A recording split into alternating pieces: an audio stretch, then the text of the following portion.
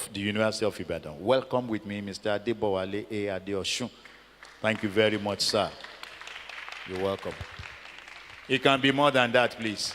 Some of us were part of tea break in the morning. Thank you very much. Good afternoon, ladies and gentlemen. It's my pleasure to be in your midst this afternoon.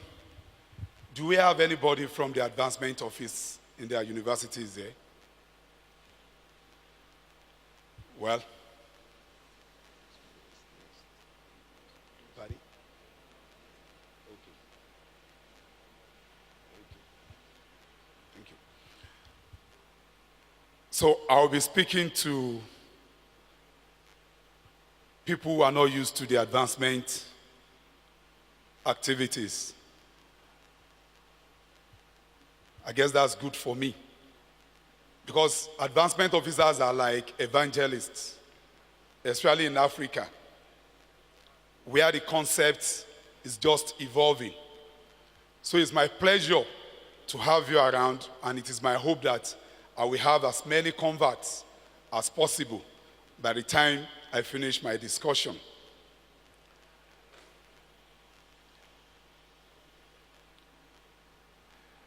The preamble.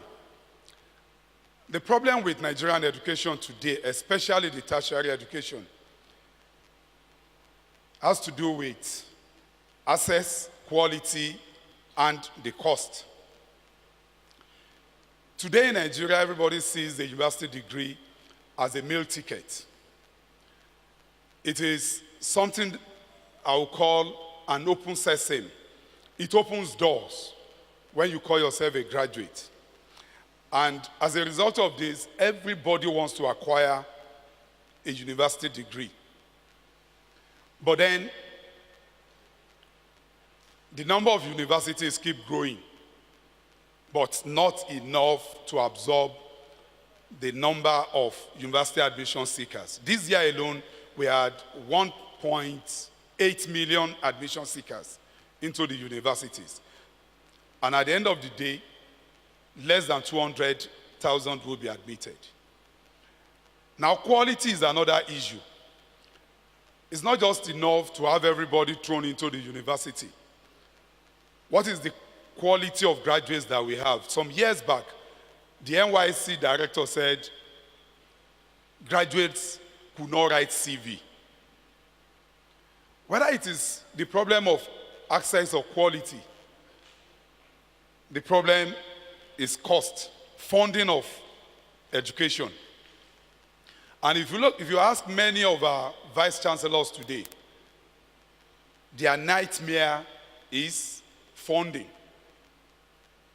For those of us in public universities, federal government-owned universities, for example, we are not allowed to charge fees, tuition fees. The sundry fees are regulated. And even for those in private universities, funding is a major problem, despite the huge amount they collect. I studied law in my old age, and for 4 years, I discovered I didn't spend 50,000 naira. I didn't pay 50,000 naira into the coffers of my university. For 4 years. Yet I have a son in a private university. In 3 years, I've spent over 3 million. Yet, we keep telling ourselves tertiary education should be free. If it must be free, where does the cost, the funding come from? Now, you discover that most universities are now selling pure water in the name of IGR. Things that would have been given free before, they are now charging for them. I'm not here to talk about the pure water business or the other IGR of universities. I want to talk about the evolution of educational advancement, which is the new thinking as far as funding tertiary education is concerned. Now, what is educational advancement? It is a profession, and I want you to note that word profession. I will come back to it later. It is a profession devoted to the strategic and integrated management of long-term relationships to increase an educational institution support from key constituents who can influence the ability of the institution to fulfill its mission and achieve its vision. Now, arising from that definition are these key elements. I said educational advancement is a profession. It is. It is not an all-commerce job. Now, you ask me the question, where do we now recruit professionals for our offices? No Nigerian university teaches educational advancement. In Africa, I think it is only in South Africa that you have one university that teaches educational advancement. You may have to go to the US, Canada, or UK if you want to acquire a degree in educational advancement. Now, so who do we recruit? Public relations officers, marketing officers, accountants sometimes, but let me add this caveat. By the time you recruit them, you must send them on training. Because like we said, educational advancement is a profession. It is not something you go into the university in Nigeria to study. I will come to the issue of training later. Now, it is strategic and integrated management of long-term relationship. For the ladies in our midst, let me ask you, was it the first time, especially the married one, was it the first time your husband proposed to you that you said yes? The very first time you met, he proposed and you said yes. Well, was it the first time you met? Good. The first time you met, even the first time he proposed, you may not give him the right answer. You gave him. You must have been nursing an ambition. Now, educational advancement is based on relationship.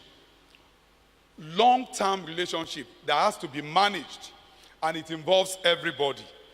Imagine a student of the Redeemers University coming into the university at about 10 in the night when everybody has closed, and he meets the gate man or the security man. If that security man is not sensitive enough to accommodate him and give him accommodation for that night, and usually what we do is, just find somewhere to sleep. The person who is in charge is not around. That memory lingers, the way he's treated on the first day. So the management of that relationship starts right from the gate. Everybody is involved. It's not the duty of only those in advancement. Now, I said it was not the first time you met your husband that you said yes. That relationship is nurtured. While you were courting, I'm sure you dare not forget his birthday. I mean, her birthday. The man just not forget your birthday. Am I right? And then there will be so many tantalizers, Mr. Biggs, so many outings. It's just to nurture that relationship. It's the same thing with the advancement office. I spoke about constituents. Who are your constituents? Your constituents are your alumni.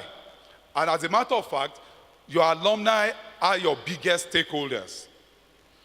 The way you treat your students when they are in school determines the type of relationship they have with you when they graduate. In UI, we have a slogan, UI beyond graduation. Our intention is to ensure that we nurture them right from school, so that when they graduate, they want to look back and give back to the university. But if you had not treated them well while they are in the university, the likelihood is they may not want to remember you, even when they become anything in life. Nobody ever thought a Jonathan would become a president. Now imagine if his university never had a relationship with him while he was a nobody, and then he suddenly becomes a president. And then you are writing him. You don't come to me because you need my money or because you need my help. There must have been a relationship. So I'm enjoining you right from school days. Start nurturing your students. Treat them well. Sometimes when they come to your office, you treat them like small boys. Sometimes you shout at them. The memory lingers. A lecturer once told me, A is for God, B plus is for exceptionally brilliant students, and that C is for those slightly above A levels, and that D is for common students. That was discouraging. That was our first encounter. A teacher once told a student, I don't think anything good could come out of you. And that student later became the mayor of New York. But for another lecturer who saw a potential in him and nurtured it, I'm talking about Bloomberg, former mayor of New York. As at January 2013, he had given over $1 billion to the University of Yale, simply because of one man who saw his potential and nurtured it. Current and prospective students are parts of your constituents. I spoke about them, the way you treat them. A good alumnus is nurtured from his days in the school. Government and MDAs. Well, government determines a lot of things. If you don't have a good relationship with them, they determine the regulations as per how to run your university. If you don't have a good relationship with, let's say, the legislature, for example, who determine the budget allocation that goes to your school, there may be a problem. Some of them come looking for admission for their wards. It depends on how. I'm not saying you should lower the standard, but there is a way you can relate with them. Now, the media, don't wait until your university has a problem before you cut them. You need the media.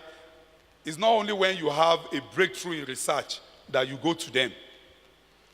Cut the media so that when there is trouble or when you have something important to put into the public space, they will be there for you. Now, corporations and foundations, these are the people we go to. Every corporation, every corporate organization has what we call the corporate social responsibility. They try to plow back into the society from their profits. Some of them have taken institutions as their target.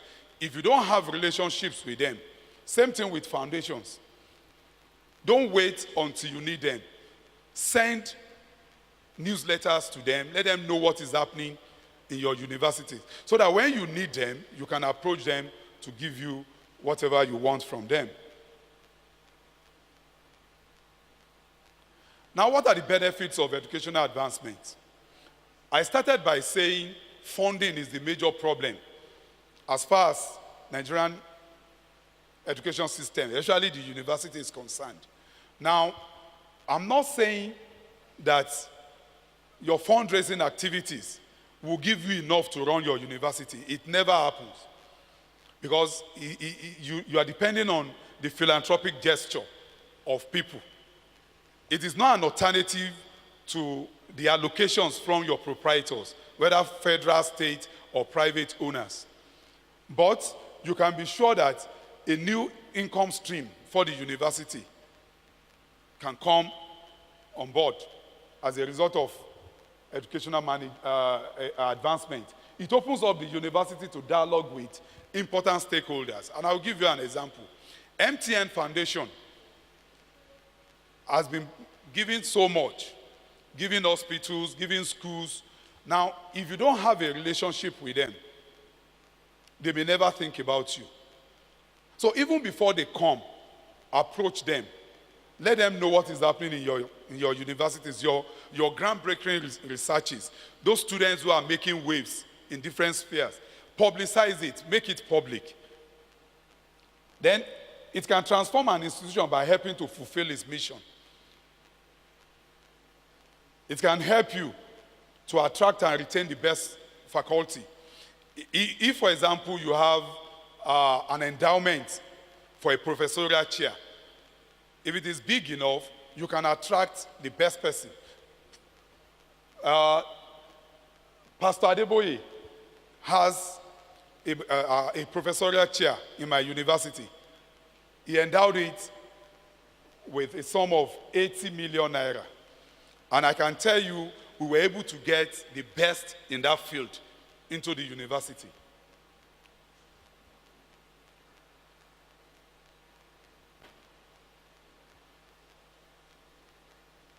The advancement office.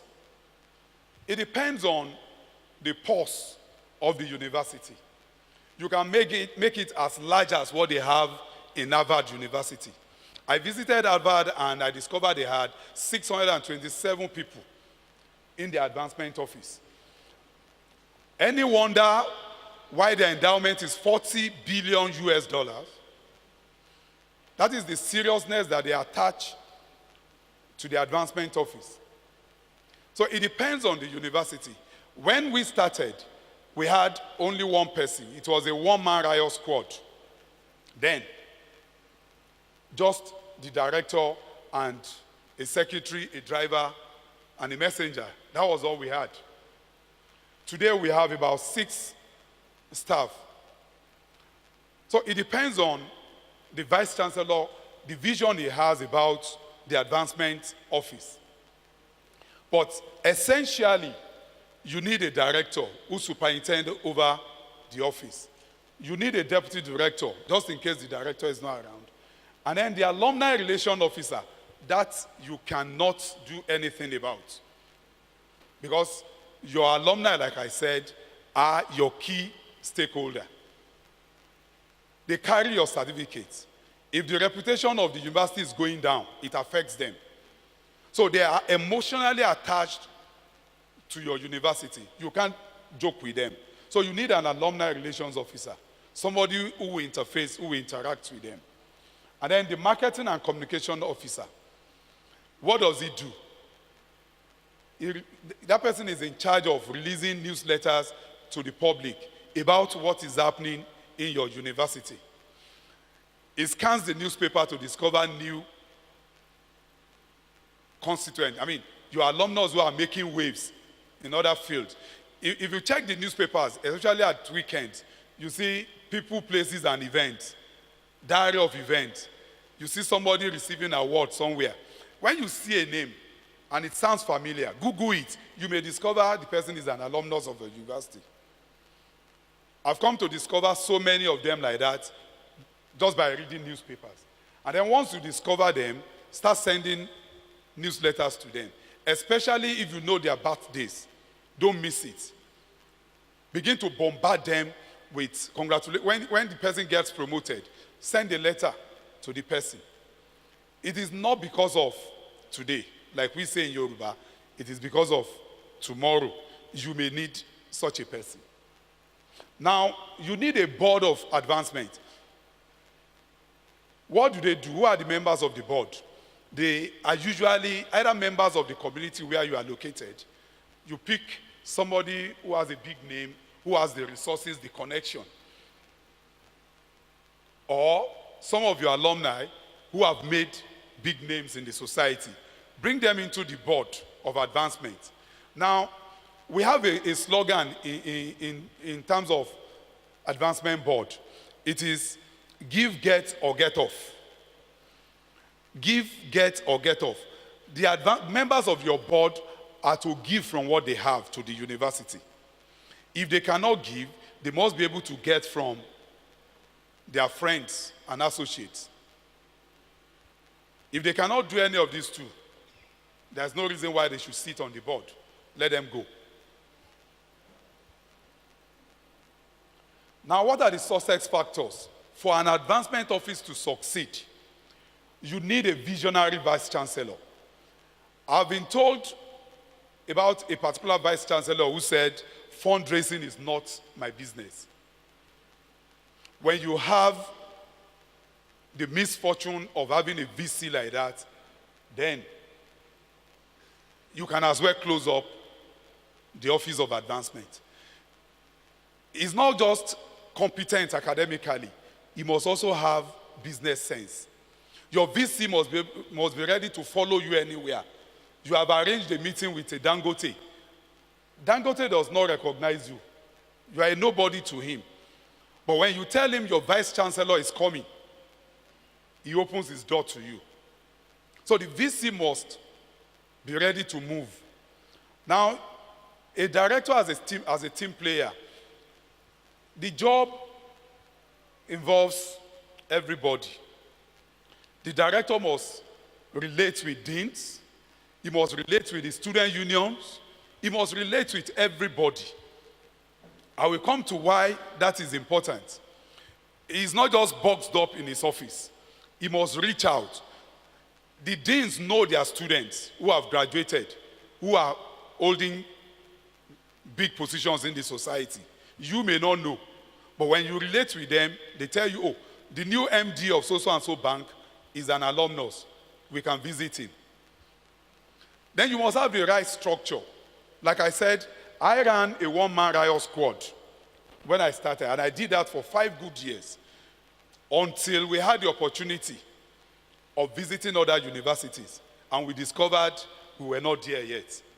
If the structure is not right, it is either you overwork your director, because it's going to be the communication officer, it's going to be the database administrator, it's going to be your marketing officer, it's going to be the alumni relation officer. So you must get it right from the beginning in terms of the structure. Then training and retraining. I mentioned that there is no university in Nigeria where educational advancement is studied. I think the closest thing you have is either public relations, marketing, or educational management. But in terms of educational advancement, there is nowhere in Nigeria where it is taken as a course of study, which means the university must be ready to send the staff of advancement offices abroad for training. We have the Council for Advancement, and somebody is laughing. That's just the truth. You must spend money to get money. If you don't spend money, you can't get money. And like I said, advancement is strategic. So it means you must know your onions. Now, you must be able to fund that department. Your advancement officer needs a car to move around. If he doesn't have it, you turn him into an administrative officer. Let me digress a little. My vice chancellor once sent me to Babcock University to go and understudy the advancement office. As at that time, I was the only one in the office. I had no staff except for the secretary.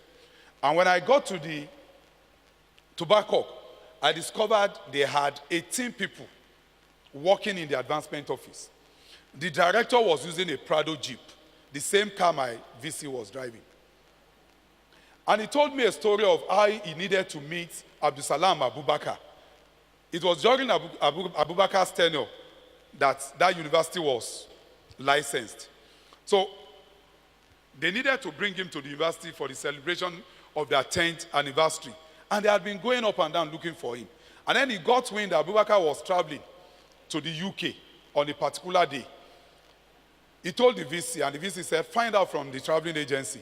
Is he flying first class? Of course, that's what he will fly. And the VC said, go and get a ticket. You are flying first class. And he arranged the seating in such a way that he sat very close to Abdusalam Abubakar. And for the 6 hours journey to the UK, they were talking. The result of that is that Abdusalam Abubakar did not just attend that event, he brought his friends to give to that university. So you must be ready to fund. Now, you must define your priorities. One of the problems that advancement officers have is, okay, you want us to go out there and look for fund. What are we looking for fund for? Nobody gives to nothing. People want to know what you are doing with. If I'm going to part with my money, I must trust you with the money. So you must define your priorities. What are your priorities? What do you want to achieve? I told some members of our alumni association, I said, by now, you and I should be working towards producing another Nobel laureate in physics, in medicine, in anything. That means our laboratories must be well equipped. These are the things we should go out and talk of. Don't come and ask me to give you a computer. Anybody can buy a computer.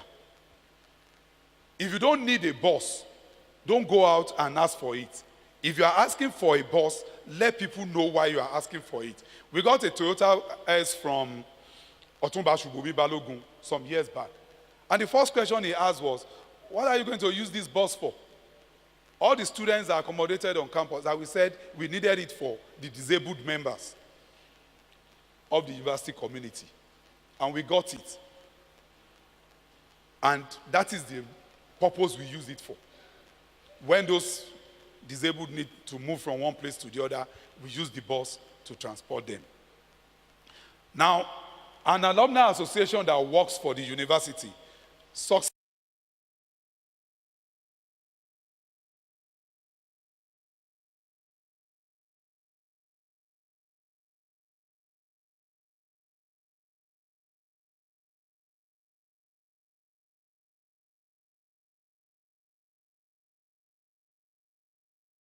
not for themselves.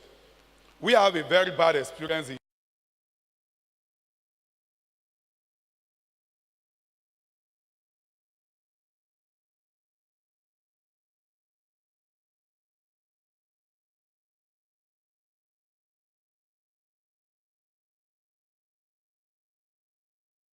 they operate independently when the laboratories are suffering.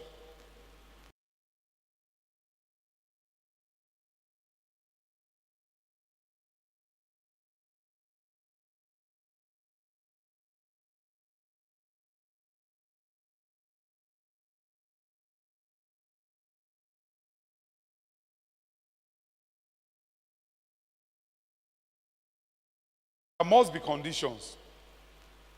If he's telling you, okay, I'll give you this gift because I want an admission for my son in your college of medicine, and the son is not qualified, please let him keep his gift.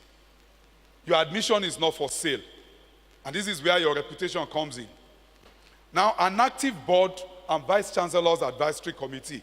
I spoke about the give, get, or get off slogan. If the board is not ready to go out and use their influence to develop the university, then they don't have any reason sitting on that board. Now, navigating the world of donors, we call it prospect tracking. Like I said, advancement is management of long-term relationship. Now, how do you do it? There are 7 stages. The first being identification. The person you want to go out to ask for. I mean, there are 1,001 people out there. And it's not everybody that you pull by the cloak and say, come and give us money. You must sit down and identify the people you want to really talk to. Now, what are you looking for when you are trying to identify a donor or a prospect? You are talking of wealth or affinity. Is he rich enough? It's not everybody on the street that you want to go to. You don't go to a civil servant on level 10 and say, come and donate big time to your university. You are talking about his wealth. You have identified somebody. What does he have? You are talking of affinity. This is Ede. He may never have a son that has gone through Redeemer's University. But because the university is cited in his community, he has an attachment to that university. If he has money, you can approach him and he will give you something. Now, charitable nature. Some people have money, but they don't give. If you approach them 10 times in a year, they will still tell you no. So, sometimes you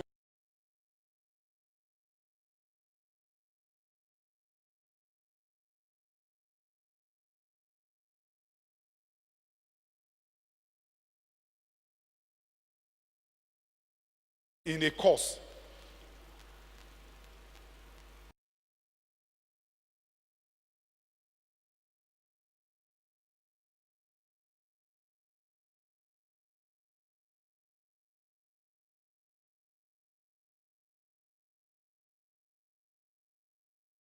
Not have the money, but is bringing his friends together to give to that cause of researching into sickle cell. Now, you may identify someone through self-selection. Do we know the story of Stanford University? Stanford, this man came to Harvard and he was asking to be given a place to put a statue of his dead son, who was a student. And it was the secretary that said, look, you have to wait, the VC is busy. And both husband and wife waited a long time. Eventually, they were ushered into the presence of the vice chancellor. And they told the vice chancellor their mission, that we want to do this for this university. And the next question, the vice chancellor, the next thing he said was, if we start erecting statues of dead students all over the place, there will be no space to put any other thing. They walked away, and today, Stanford University is as a result of the contribution of those couple.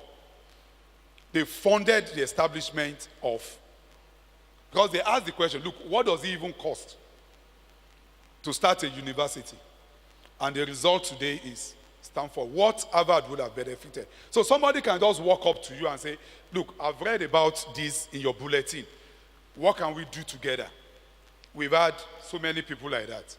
Don't turn them back. Then you can get to know people through their friends or group. Shubomemi Balogun is the biggest donor to single individual donor, biggest donor of the University of Ibadan today. He never attended the University of Ibadan, but he had a bosom friend called Professor Ayobanjo, who was a former vice chancellor of the university. He came into the university through his friend, and he has given so much and is still giving. It could be from the group he belongs to. The members of staff and students, don't underrate your students. They know people out there. Don't underrate them. They can give you suggestions as to where to go, who to approach for funding. Then the other alumni, one alumnus can give you several others who are making it big elsewhere.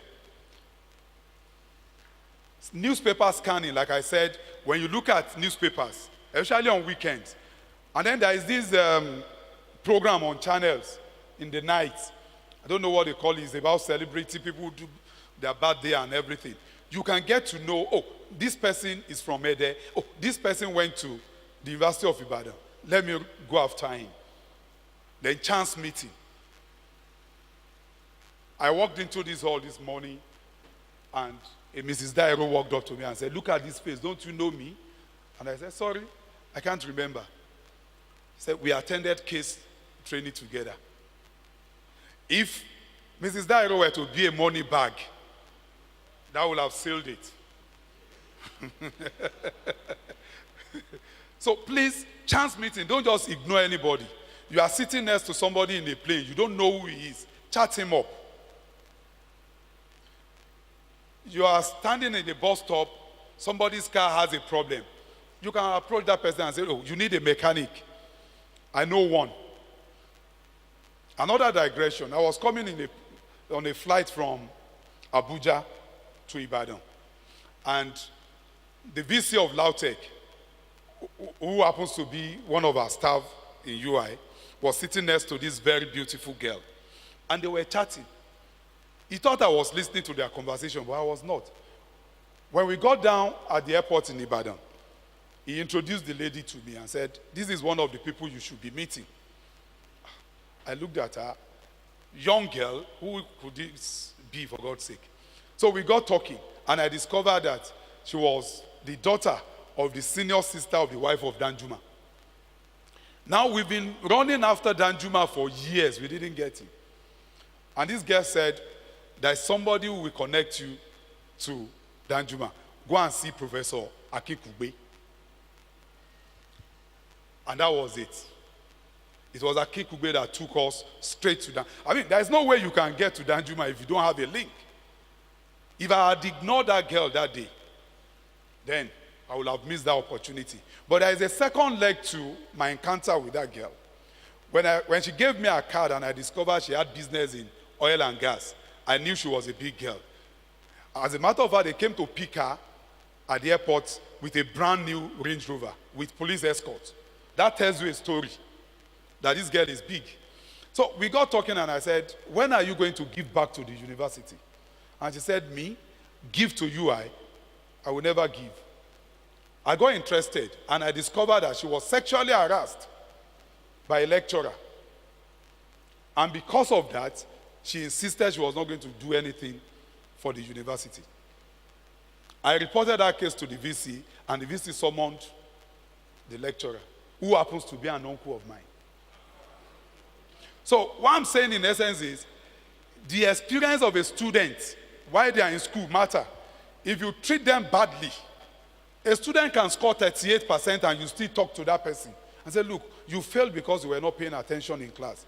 If you try next time, you will make it. It happened to me. And today, that lecturer can call me even in the dead of the night to do anything for him, and I will do it. He didn't pass me. He didn't give me extra 2 marks. But he sat me down in his office and encouraged me. You can make it. You can do it. I repeated that course and I got 78. I can't forget him easily. Now, the second aspect of prospect tracking is research. You need to research into the people you want to approach. What is their interest? Because one of the things about advancement is you must match the interest of the donor with that of the university. If somebody is into cricket and you take a proposal on football to him, he will just KIV it. So you must find out what is this person interested in. Then what has been his giving history? What has he given into and how much? You want to know before you approach him. Who are his friends and associates? And then, does he have any affinity to the institution? Cultivation. Now you are entering into a relationship gradually.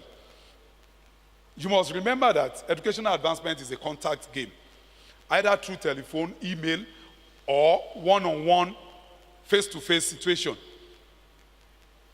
Your aim is to further the institution's acquaintance with the prospect. You are not asking him for money immediately. You are building a relationship. Tell him what the university has achieved, what the university is doing. It could be through personal visit to the person. Get out of the office.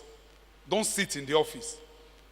It took us almost 4 years running after Dangote before he gave us the building, 400 million naira worth of a building for our School of Business. 4 good years.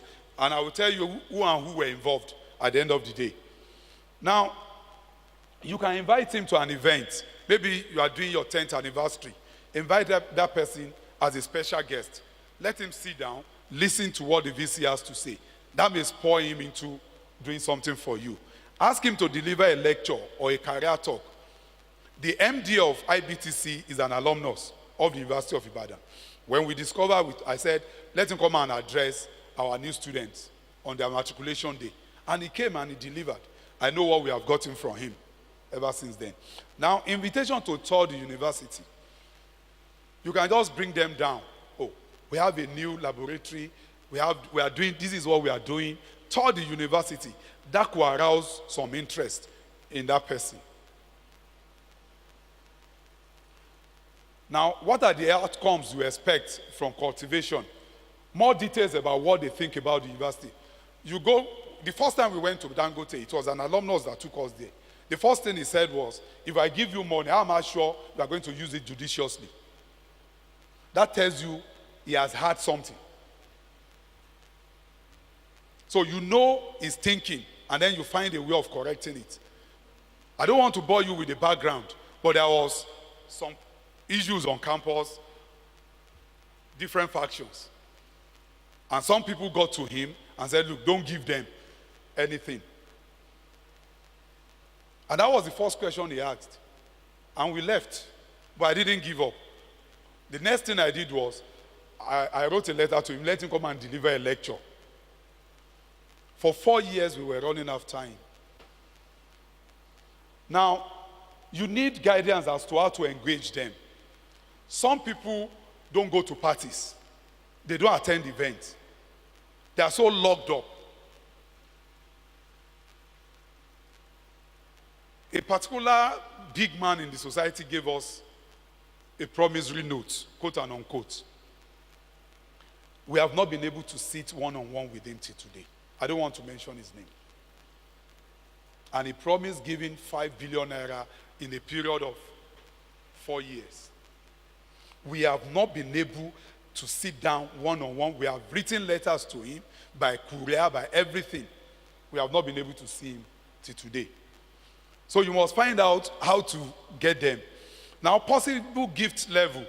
If somebody has never given 1 million and you are asking him for 200 million, it may be a wild goose chase at the end of the day. So find out what he gives. If he gives 1 million, you can just give him, 1.5. He may reduce it and come down to your level. Their peers and associates. When you research into these people, you want to know who they are working with. Now, involvement. That's the 4th level of the prospect tracking. This is the point where you arouse their interest in the university. You invite them to sit on your board. General Abdulsalam Abubakar never attended University of Ibadan. But for 4 years, he was the chairman of the Board of Advancement. And his first outing was a dinner. We had 37 million naira. Not pledges, check that did not bounce. You can ask them to chair an event. Maybe there is an activity on campus. You can ask them to come and be the chairman of the occasion. You are bringing them in gradually. Ask to provide leadership.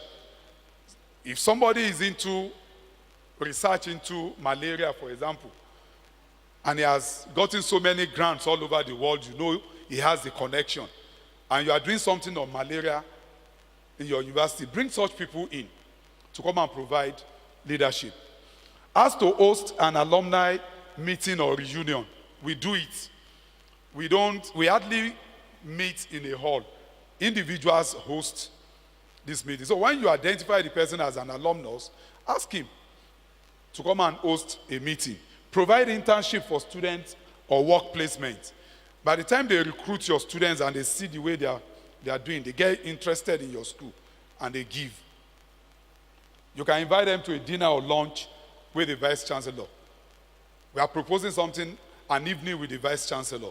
Very soon, we invite some of our friends to come and have some discussion with the Vice Chancellor. You can do that too.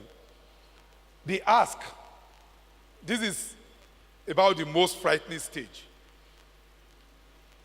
Now you are sitting one-on-one with the donor. How do you ask? Who does the asking? And I tell you, these 5 elements are important. The right person must do the asking. It doesn't have to be the Vice Chancellor. Perhaps a Danjuma went to UI and he has a favorite lecturer. He may even not be in service at that time. You can bring him into the delegation, visiting. When he sees him, he has a soft spot for the person and the likelihood of giving is high. The right proposal presented. If somebody is interested in research for cancer and you tell him you want to build a football field, forget it. You are not going to get anything from him. He's not interested. The right amount. They also do their homeworks. You say you want to build a laboratory, and then you are inflating the cost. So let's give him 5 billion. At the end of the day, maybe he will give us 2. He also has his people. And a classical experience was what happened between our Alumni Association and the MD of IBTC recently. They went to him, they wanted so many things, and he was reading out figures to them. They also do their homework.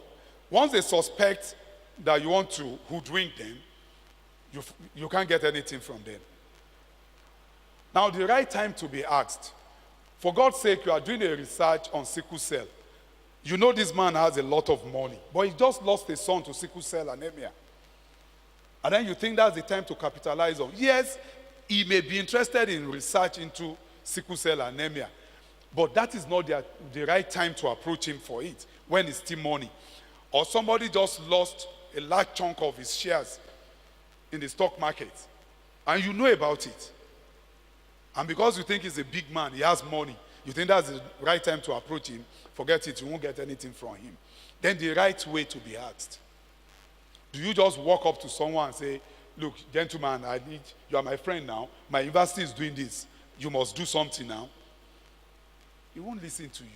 But when you approach him and say, every year, 200,000 people die of sickle cell anemia, and it will surprise you that the son of so and so person was one, you arouse a sympathy.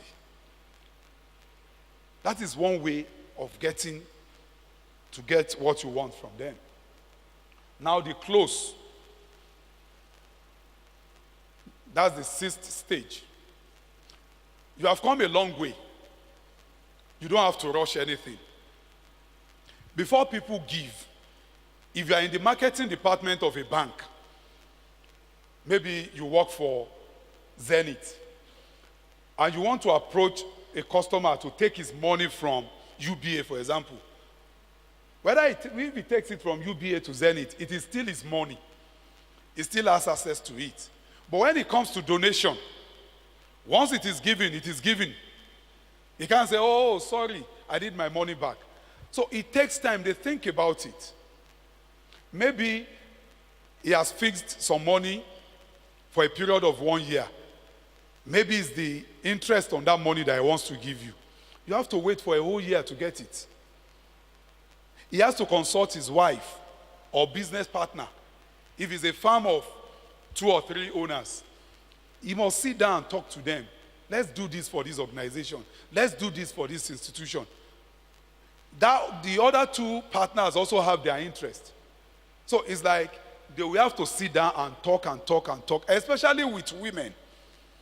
Before a man spends money, if the wife gets to know that you are spending money for some other causes, and she's not aware, she thinks you have big money, she will make more demands on you. So you better carry them along. Now, donor may need to consult his spouse, family, business associate. Take time to explain gift acceptance policy, like naming policy, for example. You are saying, if you give us this hall, we will name it after you. Something could happen in the future that may make you take away that name tag from that building. You must have a gift policy that if you discover that the proceeds